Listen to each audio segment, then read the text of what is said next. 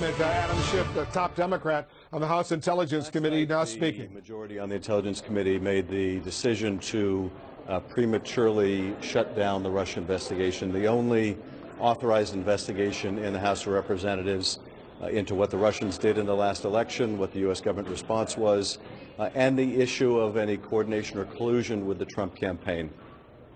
That was a terrible disservice to the country and the American people, and represented a reneging on the commitment that was made at the outset of the investigation to follow the facts wherever they lead.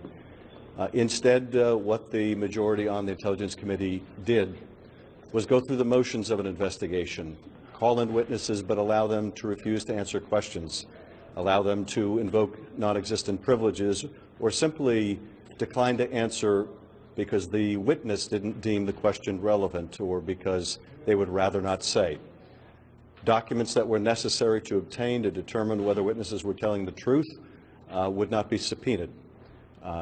This is no way to run an investigation. It is only a way to go through the motions to give the pretense of trying to find the truth. We are going to do our best to continue our work.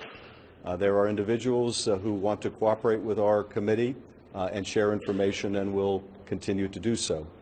We will be putting together a report that will set out for the country what evidence we have seen to date, what evidence we have seen in terms of the Russian hacking and dumping operation, what evidence we have seen in terms of the Russian social media campaign, their paid media campaign, and yes, the issue of collusion with the Trump campaign. There is significant evidence, much of it in the public domain, on the issue of collusion.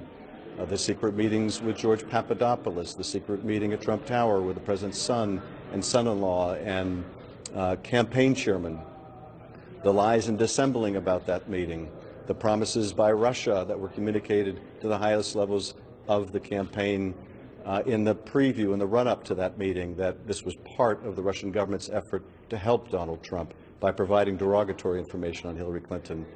And of course, the secret conversations that then acting National Security Advisor or incoming National Security Advisor Mike Flynn had with the Russian ambassador to undermine the bipartisan policy of the United States.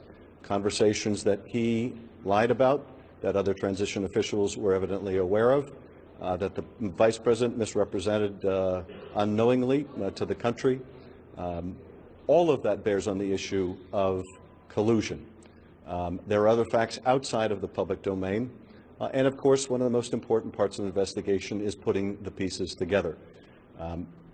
But still, there is work to be done on that issue and on others, work we have not been allowed to do. Our committee, for example, has not even interviewed George Papadopoulos. But there are witnesses that were involved or knowledgeable about the Trump Tower meeting who have not been brought before our committee.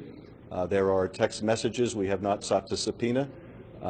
We are releasing this evening a 22-page status report on the investigation that sets out some of the key witnesses that the majority has been unwilling to bring in, the key documents they have been unwilling to ask for, the witnesses who have come before our committee and stonewalled on key questions, so that the public can see just how incomplete this effort was.